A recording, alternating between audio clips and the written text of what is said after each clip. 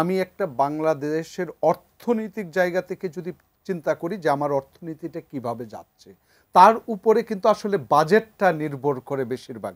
আমার অর্থনীতি যদি খুব ভালো যায়, রাজস্ব আহরণ যে প্রক্রিয়ায় চলে তার একটা স্বাভাবিক প্রবৃদ্ধি থাকে, অতএব যথেষ্ট পরিমাণ সংগ্রহ কিন্তু অটোমেটিক্যালি চলে আসে, মানে হচ্ছে এই ব্যবস্থাপনার মধ্যে। এখন প্রশ্ন হচ্ছে বাংলাদেশের অর্থনীতি স্লো হয়ে যাচ্ছে, সেটা শুধু আমার কথা না, আন্তর্জাতিক সংস্থাসমূহ যে পূর্বাভাস তার থেকেও যে আমাদের জিডিপির প্রবৃদ্ধি এখন চিন্তা করছি ৩.২% দিকে নেমে আসবে, যেটা হিস্টোরিক্যালি লো। এক, তার মানে হচ্ছে এ থেকেও অনুমান করা যায় যে প্রবৃদ্ধির লক্ষ্যমাত্রা ধরা হয়েছে সেই লক্ষ্যমাত্রা অর্জন করা সম্ভব নয়। এবং রাজস্ব আহরণের ক্ষেত্রে আপনি যদি এর সংগ্রহর পরিমাণটার কথাও চিন্তা করেন তাহলে দেখবেন স্লো হয়ে আসছে, অর্থাৎ লক্ষ্যমাত্রা অর্জন করতে পারছে না। তার পরিপ্রেক্ষিতে এখন নতুন এক প্রেক্ষাপট তৈরি হয়েছে। আমরা একটা নতুন কিছু করি, সংস্কার করি, কিসের জন্য করি? উৎকর্ষতার জন্য।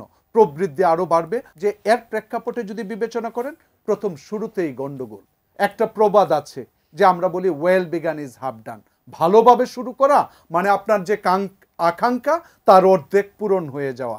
এখন আমি সেই ক্ষেত্রে কিন্তু ব্যত্যয় দেখতে পাচ্ছি যে রাষ্ট্র নীতি নিয়েছে, রাষ্ট্রের নীতি বাস্তবায়ন করতে গিয়ে ওই প্রজাতন্ত্রের কর্মচারীরাই মানছে না। তার মানে হচ্ছে কোথাও একটা বড় ধরনের গন্ডগোল রয়ে গেছে।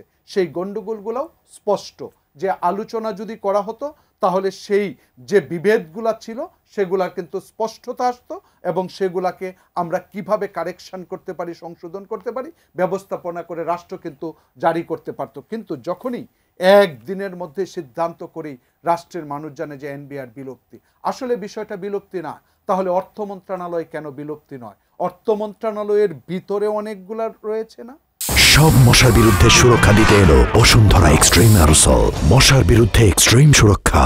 তাহলে সেই অর্থ মন্ত্রণালয় শব্দটা তো রয়েছে, অতএব এনবিআর থাকুক, প্রাণ থাকুক, আপনি আলাদা ভাগ করেন। এনবিআর এর অধীনে দুটো বিভাগ, এখন বিষয়টাকে নিয়ে যাচ্ছেন কিন্তু অন্য জায়গায়। জনমনে আসছে এনবিআর নেই, তাহলে কি হলো? এই দুটো কাজের মধ্যে আপনি কি মনে করেন নীতির সাথে বাস্তবায়নের ইন্টারলিঙ্কেজ রয়েছে? অতএব সেটার কোঅর্ডিনেশনটা কিভাবে হবে?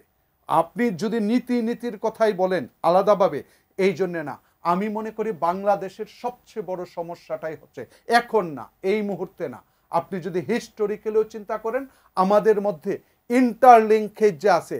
আমি একটা মিনিস্ট্রি, আমি ধরেন ইয়ুথ অ্যান্ড স্পোর্টস মিনিস্ট্রির কথা বলি, যদি ইয়ুথ অ্যান্ড স্পোর্টসের কথা বলেন আপনি কি ছাত্রদের জন্য কাজ করবেন না? তাহলে শিক্ষা প্রতিষ্ঠানে যেতে হবে, তাহলে শিক্ষা বিষয়টা তো শিক্ষা মন্ত্রণালয় দেখে, তাহলে আপনার কোঅর্ডিনেশন কার সাথে করতে হবে? শিক্ষা মন্ত্রণালয়ের সাথে।